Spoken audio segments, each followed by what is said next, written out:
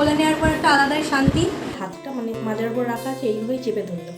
রাতে রাতে চলে এসেছি আরও একটা ভিডিও নিয়ে। তো তোমরা তো দেখে বুঝতেই পারছো আমি অটোর মধ্যে আছি আর ব্যাগপত্র গুছিয়ে নিয়ে যাচ্ছি। তোমরা কি বুঝতে পারছো আমি কোথায় যাচ্ছি? অনেকেই বুঝতে পেরেছে, আবার অনেকেই বুঝতে পারোনি। যারা বুঝতে পারোনি তাদেরকে আর একটু ওয়েট করতে হবে, আর একটু ওয়েট করো তাহলেই বুঝে যাবে। তো আমরা অটো থেকে নেমে গেছি, পাঁচতলায় নামলাম, নেমে এখন টোটো করে যাচ্ছি। তো তোমরা তো জানোই কীভাবে যেতে হয় না যেতে হয়। আর বুঝতেই পারছো যে আমি এখন আমার দিদির বাড়ি না, রাইয়ের বাড়িতে যাচ্ছি। আশা করি তোমরা শুনতে পাচ্ছ। তো কেন যাচ্ছি আশা করি মানে এটা তোমরা আজ করতেও পারবে। যদি নাও বোঝো তাহলে আমি ওখানে গিয়ে তোমাদের জানিয়ে দেবো। তো অনেকদিন বাদে আমি রাইয়ের সাথে দেখা করবো, তাই প্রচুর এক্সাইটেড আছি আমি। আর এত আলো আওয়াজের মতো ভিডিও করার কারণে আমি কমফোর্টেবল হতে চাই। অভ্যাসটা তেমনভাবে কোনো দিনই ছিল না, আর যেটুকু ছিল সেটুকু তো চলেই গেছে। এর জন্য দেখতে থাকো। তো মায়ের বাড়িতে চলে আসলাম, আর এসে অ্যাজ ইউজুয়াল নিজের ড্রেস নিয়ে নিয়েছি। এসে তো মুখটা দেখে একটু শান্তি হলো, আর কোলে নিতে পারলে আর একটুখানি শান্তি হবে। তো এখন ঘুমাচ্ছে যেহেতু দেখাতে পারবো না। ওর যখন 1 মাস হয়েছিল তখন এসেছিলাম, এখন 2 মাস হয়ে গেছে, তারপরে আবার আসলাম। তো একটু ডিফারেন্স তো হবেই না, ও নাকি খুব দুষ্টু হয়েছে। ফাইনালি উঠে পড়েছে রাই, আর উঠেই ওর একদম খেলা শুরু হয়ে গেছে। আমাকে দেখে চিনতে পেরেছে, আমি ভাবলাম মনে হয় চিনতেই পারবে না। ও উঠে একটা গান ও শুনতে খুব ভালোবাসে, ওইটা শুনে ওর নাচও হয়ে গেছে, খাওয়াও হয়ে গেছে, সব হয়ে গেছে, কিন্তু একটুও কান্নাকাটি হয়নি। আমি ওয়েট করছিলাম কতক্ষণে ও উঠবে, তো উঠে গেছে। আর 2 মাসের বাচ্চা, তোমরা অনেকেই বলতে পারো যে শুইয়ে নিলেই বেটার হতো, কিন্তু শুয়ে থাকে না, ও এইভাবেই থাকে। তো আজকে পিছন থেকেই দেখে নাও। তোমরা যদি চাও ঠিক আছে যে ওর ফেসটা তাড়াতাড়ি রিভিল করে দিই, তাহলে এই ভিডিওতে কমেন্ট করো। আজকে সারা বডি দেখিয়ে দিয়েছি, মুখটাই শুধু পাওয়া গেছে, দেখো। তো তোমরা যদি কমেন্ট করো তাহলে পরে আমি দেখিয়ে দেবো। আর ওকে কোলে নেওয়ার পর একটা আলাদাই শান্তি। প্রায় 1 মাস ওয়েট করে আছি আমি কবে কোলে নেব, অনেক প্রবলেমের জন্য আসতে পারিনি, যাই হোক আসা হলো। তো এইটাই, এখন আমি খেলি। আর কমেন্ট কিন্তু অবশ্যই করবে যদি চাও ফেস রিভিল করবে, ঠিক আছে? এখন কটা বাজে জানো? এখন বাজে রাতের 1টা। আর 1টার সময় আমি এই ভিডিওটা শেষ করতে এসেছি, সাথে তোমাদের সাথেও কিছু কথা বলার আছে। তো তোমরা যেটা দেখেছিলে জুন মাসে আমি এখানে এসেছিলাম, অনেক দিন আগে, প্রায় জুন মাসের ফার্স্ট উইকে এসেছিলাম, তারপরে চলে গেছি। এর মাঝে মা 2-3 বার এসেছে, মানে বাড়ি যাই হয়তো 2 রাতের জন্য যাই। আর এখানে একটু অসুবিধার জন্য আমি ভেবেছিলাম আর এখন আসবো না, কারণ পুচকি জন্মাবার পরে আমার কাকা কাকি ওই নার্সিংহোমেই দেখতে গেছিলো। তারপরে এখানে আসার কথা ছিল কিন্তু আসতে পারেনি, আমার দাদাও আসতে পারেনি, আমার কাকা কাকি কেউ আসতে পারেনি। তো তাদের সাথে আসবো বলে ভেবেছিলাম। আর তাছাড়াও বাড়ির দিকটা তো দেখতেই হয়, যতই বাড়িতে লোক থাকুক না কেন। তাই মাকে বলেছিলাম তুমি এখানে থাকো, আমি বাড়িটা সামলে নেবো। তো তারপরে কি হলো তোমরা তো সবাই সেটা জানো।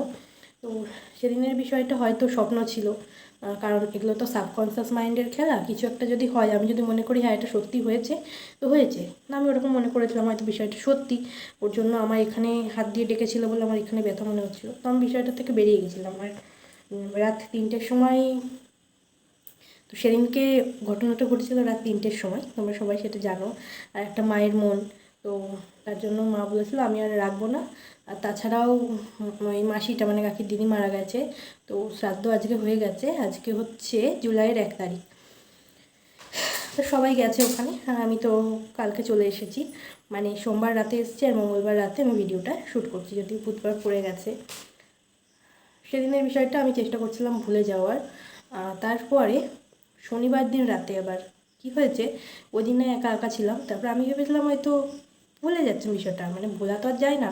এই ঘটনাটা এমন এফেক্ট ফেলেছিল আমার মনের ওপর, সেটা আমি একমাত্র জানি। শুধু মনের ওপরে না, শরীরের উপরেও এফেক্ট ফেলেছিল। শনিবার রাতে আমি ঘুমাচ্ছি, তো ঘুমাচ্ছি ডান পাশ হয়ে, আর এই হাতটা নিশ্চয়ই এই মাজার ওপরে থাকবে তাই না? আমি তো বাঁ পাশ হয়ে ঘুমাচ্ছিলাম। তো রাত্রির তখন 3টে বাজে, আমি বুঝতে পারছি মা সেদিন ছিল সাথে। আমি বুঝতে পারছি কেউ একটা আমার কাছে আসলো, আর এসে হাতটা মানে মাজার ওপর রাখা আছে এইভাবেই চেপে ধরলো। তো এভাবে ধরেছে। আমি বলছি কে টাচ করছো আমায়? পরে সে এরমভাবে মানে চেপে ধরেছে হাতটা। একটা চেপে ধরার হাতে আমি যে ছাড়াতে গেছি অমনি আমাকে পিছন থেকে জাপটে ধরেছে মনে হচ্ছে। তো আমি সেই ছাড়ানোর চেষ্টা করছি, ছাড়ো, কি আমাকে চেপে ধরেছে ছাড়ো। আমার একবারও মনে হয়নি ওটা কোনো নেগেটিভ এনার্জি, আমার মনে হচ্ছে যেন কোনো মানুষই আমাকে চেপে ধরেছে। আর আমাদের বাড়িটা যেহেতু রোডের ধারে, আর আমাদের ঢুকেই একদম আমাদের ঘর, তারপরে একটু ভেতরের দিকে গিয়ে আমার কাকির আর আমার দাদার ঘর।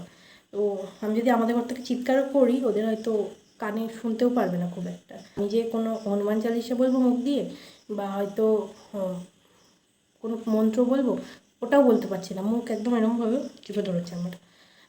তো আমি অতি কষ্টে কৃষ্ণায় বাসুদেবায় বলেছি। তো বলার পরে মানে বলতে তো দেবেই না, তবু আমি বলেছি। বলার পরে আস্তে আস্তে ছাড়ছে আমার, ছাড়ার পরে মানে আলগা যেই হয়েছে অমনি হনুমান চালিশা বলতে আমি শুরু করে দিয়েছি। তো তারপরে আস্তে আস্তে ছেড়ে গেল। আর মানে আমার উপর যে রাগ করে জোর করে ছেড়ে গেল, ওটা মানে ভালোই বুঝতে পারলাম।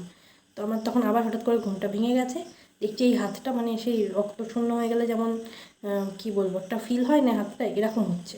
ওরকম তো হওয়ার কথা না, কারণ আমি ডান দিক ফিরে শুয়েছিলাম, বাঁ দিকে তো হাতে চাপ দিইনি। পরে কী করবো, মাকে চেপে ধরেছি, মা তো বুঝতে পেরেছে। তো মা বললো কী হয়েছে, আমি বললাম দেখো আজকে আমাকে ধরেছে। তো মা যেহেতু মায়ের মন, তো মা বললো কিচ্ছু হবে না, কারা তো বড় সাহস যে তোকে ধরবে। পরের দিন আর মা দেরি করেনি। তো আমার দিদাবাড়ির কাছে একটা মসজিদ আছে, খুবই ভালো। দিদা লাস্ট কয়েকদিন যে মানে বেঁচে ছিল, বলা চলে ওনাদের জল পড়ার জোরেই বেঁচে ছিল। তো ওই দিন আমি গেলাম, তো ওখানে যিনি থাকেন উনি ঝাড়িয়ে দিল আমাকে, অনেকক্ষণ ধরেই বেশ ঝাড়ালো, 10-15 মিনিট ধরে। দোয়া টোয়া কিছু পড়ে, সেগুলো পড়ে। তো উনি খুব ভালো মানুষ, অনেক শান্তশিষ্ট। আর মসজিদে তো মেয়েদের উঠতে নেই, তো বাইরে থেকে উনি ভেতরে ছিলেন, মানে মসজিদের ওপরে দাঁড়িয়েছিলেন, আমি নিচে ছিলাম ওইভাবে। তো ওনারা বলছিল যে আসো তোমরা, আমরা যাইনি, কারণ যে যাই বলুক না কেন, প্রতিটা ধর্মকে সম্মান করা উচিত বলে মনে হয়, আর আমি তো অন্তত করি। তো উনি যখন ঝাড়াচ্ছিলেন, মুখ চোখ দেখে বোঝা যাচ্ছিল যে কিছু একটা বুঝতে পেরেছিলেন। তো শুধু তাই নয়, তারপরে লাস্টে যখন জল পড়ে দিল, যখন মা জিজ্ঞেস করলো যে কী হয়েছে, প্রথমে উনি বলতে চাইছিলেন না। তারপরে মাকে উনি বললেন যে ভয়ের কিন্তু খুব ব্যাপার আছে, একটা মাদুলি নিয়ে নেয় ভালো। প্রথমে বললেন যে এই জল পড়াটা খেয়ে নিলেই হয়ে যাবে, যদি কমে যায় তো খুব ভালো, নাহলে একটা মাদুলি নিয়ে নেয় ভালো। তো উনি বারবার ওই মাদুলি নিয়ে নেওয়াটা ভালো, ওটাতে ফোকাস করছিলেন। সেটা কিন্তু মানে আমার বললে পাপ হবে, যে কোনো টাকার জন্য নয়, আমার ভালোর জন্য। তো পরে মাকে ওই কথা বললো যে ভয়ের একটা ব্যাপার আছে, মাদুলিটা নিয়ে নেওয়াই ভালো। তো আমি বুঝলাম।